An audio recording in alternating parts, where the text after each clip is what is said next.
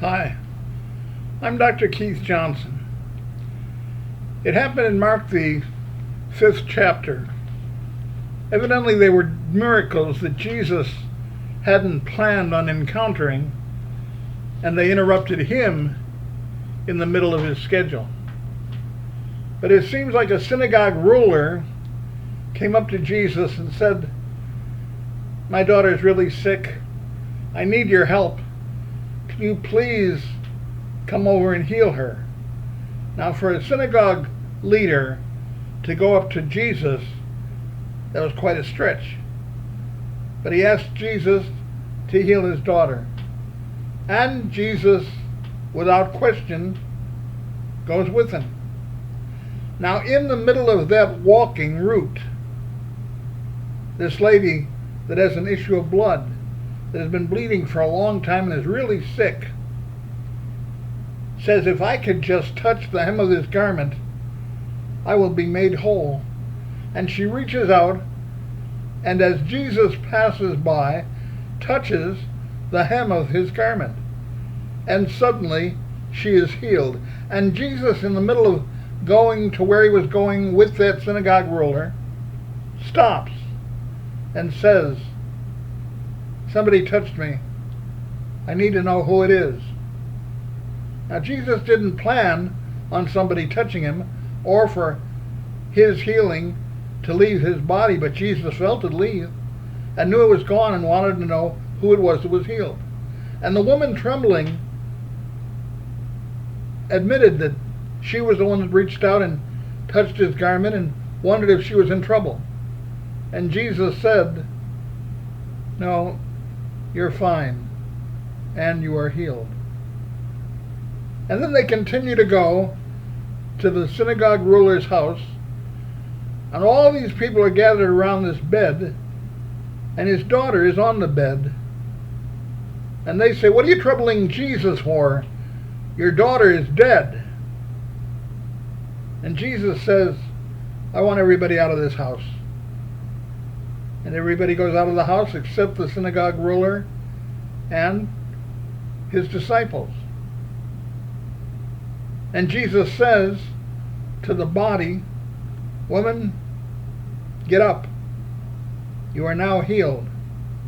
And the lady who was dead gets out of the bed and starts to walk, to everybody's amazement.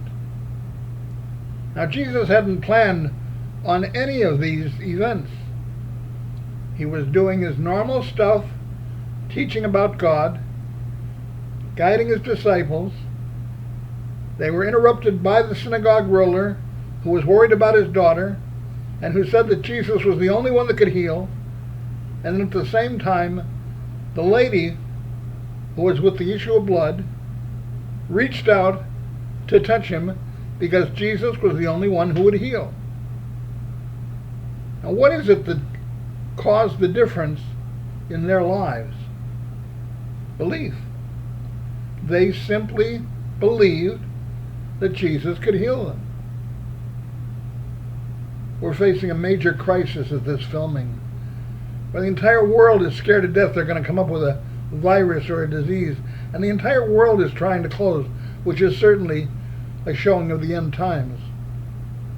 And you're facing personal problems just as great as the virus. Some of you are lonely, some of you are hurting, some of you are desperate, some of you have no money, some of you have bills that you can't pay, some of you have no relationship. You have the same crisis that the world has right now, full of virus, full of danger, ready to give up, ready to just throw everything to the wind because nothing is working. Just like the synagogue ruler's daughter was dead, and that was the end of the ball game, and the lady had the issue of blood, and she had to touch Jesus or she'd never be healed. What's the difference? They believed. The synagogue ruler believed that Jesus could heal him. The lady that was dead was risen from the dead by Jesus. The lady with the issue of blood believed that Jesus could heal them and reached out when he was there. You're in the middle of a crisis. You're facing a virus. You're facing bills that are too high. You're facing loneliness. You're desperate. Jesus is passing you by, just like with the synagogue ruler, just like the daughter who is dead on the bed. And all you have to do is what they did. Believe. Believe that Jesus can heal you, and he'll stop. Reach out and touch his garment, and that issue of blood will stop. Jesus will have healing come from him to you. You don't have to be anybody special. You don't have to be anybody different. You don't have to be totally religious. You don't have to try to figure out how the world is going to work or what you need to do. You don't need to do anything except believe. And then receive. As many as received him, to them gave he power to become the children of God.